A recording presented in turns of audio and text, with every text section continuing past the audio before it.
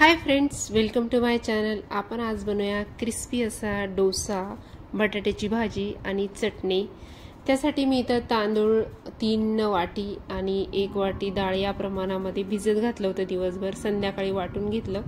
त्यामध्ये पोहे घातले आहे 1 वाटी, वाटीचं एकाच वाटीने प्रमाण मोजून घेतलं आणि त्यानंतर रात्रभर पीठ आंबायला ठेवलं होतं। हे बघा, सकाळी मस्त असं पीठ फुगून तयार झालं होतं आपलं। मिक्स करून घेतलं व्यवस्थित, छान फुगून झालं होतं हे पीठ। खूप छान तयार होतं, उन्हाळ्याचे पीठ खूप मस्त आंबवलं जातं हे। सकाळी हे पीठ मी व्यवस्थित एकजीव करून घेतलं। त्यानंतर त्यामध्ये चवीपुरतं मीठ घातलं आहे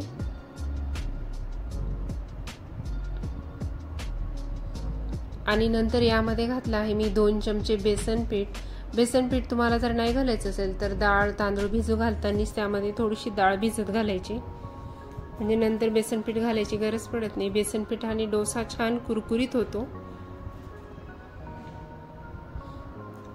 बेसन पीठ घातलं मी आणि त्यानंतर परत एकदा पीठ व्यवस्थित फेटून घेतलं, म्हणजे आपलं मीठ आणि पीठ छान एकजीव होऊन जाईल। हे बघा, चांगलं मिक्स करून झालं होतं। तयार झालेलं पीठ मी साईडला ठेवून दिलं आणि त्यानंतर कुकर ठेवला आहे गॅसवर। त्यामध्ये 6 बटाटे उकडायला ठेवले होते। बटाट्याची भाजी करायची आहे, बटाट्याला कट करून मी उकडायला ठेवून दिले।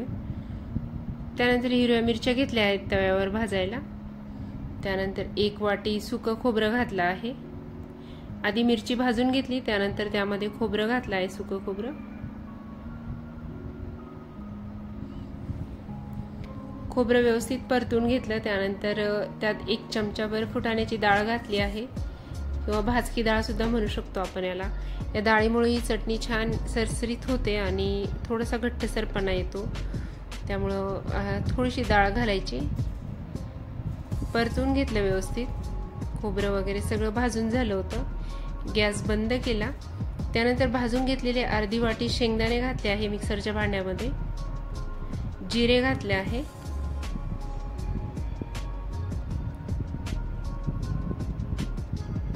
त्यानंतर थोडीशी साखर घातली, 1 चुटकीभर।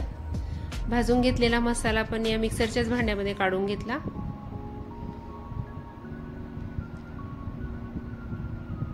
त्यानंतर यामध्ये घातल्या आहे 10 ते 12 लसणाच्या पाकळ्या आणि स्वच्छ धुवून कट करून घेतलेली कोथिंबीर घातली आहे। हे सर्व मी मिक्सरमध्ये व्यवस्थित फिरवून घेतलं, चांगली बारीक करून घेतली ही चटणी। आणि बारीक केलेली चटणी एका पातेल्यामध्ये काढून घेतली। थोडंसं पाणी घातलं होतं जेव्हा चटणी करत होते तेव्हा। त्यानंतर एका तडका पॅनमध्ये 3 चमचे तेल घातलं आहे। तेल चांगलं गरम झालं, त्यामध्ये आधी मोहरी घातली 1 चमचा, मोहरी तडतडली होती। त्यानंतर जिरे घातलं, थोडंसं जिरे घातलं। जिरे तडतडून झालं होतं, त्यानंतर त्यामध्ये घातल्या आहे सुक्या मिरच्या, 2 सुक्या मिरच्या तोडून घातल्या आहे। त्यानंतर 10-15 कढीपत्त्याची पानं घातली आहे। फोडणी छान तयार झाली होती। तयार फोडणी आपण जी चटणी काढून घेतली होती मिक्सरच्या भांड्यातली ती त्यावर घातले आणि व्यवस्थित मिक्स करून घेतलं। यामध्ये मी आधीच मीठ घातलं होतं मिक्सरमध्ये फिरवतानाच। चांगलं मिक्स करून घ्यायचं। खूप छान चटणी तयार होते। अशा प्रकारे चटणी आपण इडलीसाठी सुद्धा करू शकतो, पराठ्याबरोबर सुद्धा करू शकतो। खूप छान टेस्टी चटणी तयार होते ही। चटणी तयार झाली, मी त्यावर थोडीशी कोथिंबीर घातली आणि तयार चटणी साईडला झाकून ठेवून दिली। आपले बटाटे शिजून झाले होते, मी त्याची साल काढून घेतली आणि त्यानंतर बटाट्याला हलकेसे कट करून घेतले आहे। आपण रेग्युलर जी पिवळी बटाट्याची भाजी करतो ती करायची होती, तर मी त्यासाठी बटाटे कट करून घेतले। त्यानंतर गॅसवर कढई ठेवली, त्यामध्ये 2 चमचे तेल घातलं आहे। तेल गरम करायला ठेवलं, तोपर्यंत मिक्सरच्या भांड्यामध्ये 5-6 हिरव्या मिरच्या घेतल्या आहे, 10-15 लसणाच्या पाकळ्या, 1 चमचे जिरे घेतले। याची ठेचा तयार करून घ्यायचा। हे बघा, अशा प्रकारे ठेचा तयार करून ठेवला। तेल गरम झालं होतं,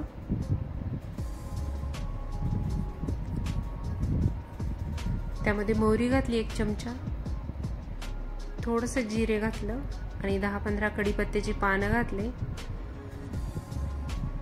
एक शिमला मिरची कट करून घेतलेली ती घातली आहे। पिवळ्या बटाट्याच्या भाजीमध्ये अशी मिरची छान वाटते म्हणून घातलेली आहे। तयार केलेला ठेचा यामध्ये परतून घेते।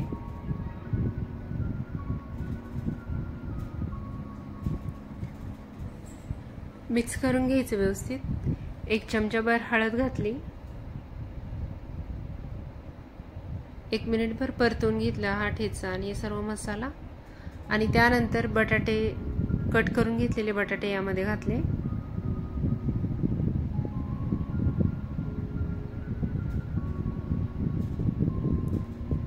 चवीपुरतं मीठ घातलं आणि व्यवस्थित भाजी परतून मिक्स करून घेतली। स्वच्छ धुवून कट करून घेतलेली कोथिंबीर घातली वरून। बटाट्याची भाजी तयार झालेली आहे। थोडीशी वाफवण्यासाठी साईडला ठेवली। त्यानंतर तवा ठेवला। तव्यावर 1 चमचा तेल घातलं आणि जसं आपण लहानपणी बघायचो आपली आई आणि आजी अशी कांद्याने तेल पसरवायची तव्यावर आणि नंतर त्यावर धपाट्याचं पीठ घालायची। मी तशा प्रकारे आज डोसे करायचे ठरवलं होतं। तर मस्त असं कांद्याने तेल पसरवून घेतलं आणि त्यानंतर तयार झालेलं बॅटर तव्यावर पसरवून घेतलं। खूप छान तयार होतात। अशा प्रकारे डोसे आपण लोखंडी तव्यावर कुठल्याही तयार करू शकता। हा माझा रेग्युलर चपातीचा तवा आहे तरी सुद्धा यावर खूप छान डोसे तयार होतात। पुढे मी तुम्हाला लोखंडी तव्यावर डोसे कसे बनवायचे तेही दाखवणार आहे, तर व्हिडिओ शेवटपर्यंत बघा। मस्त असा क्रिस्पी डोसा तयार झाला होता। दोन्ही बाजूनी व्यवस्थित भाजून झाला होता। डोसा भाजत आला त्यानंतर मी त्याला तूप लावलं थोडंसं आणि तयार झालेली बटाट्याची पिवळी भाजी त्यावर घातली। डोसा फोल्ड करून घेतला आणि अशा प्रकारे गरम डोसा आणि मस्त अशी चटणी ताटामध्ये सर्व केली आहे। डोस्याची मजा ही गरम असतानाच खाण्यात आहे, त्यामुळे तव्यावरचा डोसा डायरेक्ट ताटात वाढायचा कधी पण।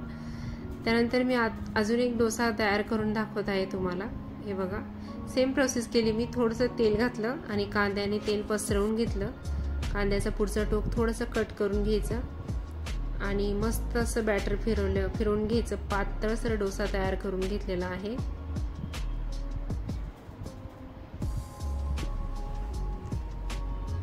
गॅसची फ्लेम लो टू मीडियम ठेवायची आणि छान डोसा हा तयार करून घ्यायचा। थोडंसं वरचं मिश्रण ड्राय झालं त्यानंतर याला मी तूप लावलं वरून थोडंसं। तयार केलेला डोसाचा असा मस्त असा रोल तयार करून घेतला आणि तो ताटात काढून घेतला। बघा किती छान असा क्रिस्पी असा डोसा तयार झालेला आहे। त्यानंतर मी आता तुम्हाला लोखंडी तव्यावर डोसा कसा करायचा ते दाखवत आहे। थोडंसं तेल घातलं, सेम प्रोसेस केली। कांद्यानेच तेल पसरवून घेतलं सर्व तव्यावर आणि तवा चांगला गरम झाला त्यानंतर यावर बॅटर घालायचं। तवा पूर्ण गरम झाला व्हायच्या आधी जर घातलं तर आपला डोसा तुटू शकतो, त्यामुळे पूर्ण तवा व्यवस्थित गरम करून घ्यायचा। त्यानंतर यावर बॅटर घालायचं आणि हलक्या हाताने फिरवून डोसा तयार करून घेतला। हे बघा, एक बाजू भाजून झाली होती, दुसऱ्या बाजूनी पण भाजून घेतला।